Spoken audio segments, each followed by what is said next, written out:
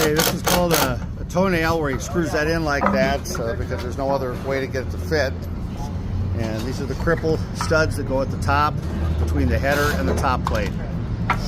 We're building a single top plate at this point, and we'll do a double top plate later. Using his hammer to level it up. Excellent work.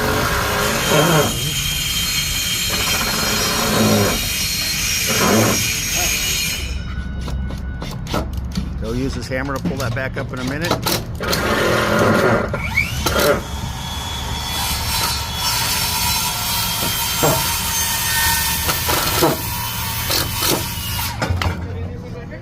Yeah. And there we go. Thank you, everybody.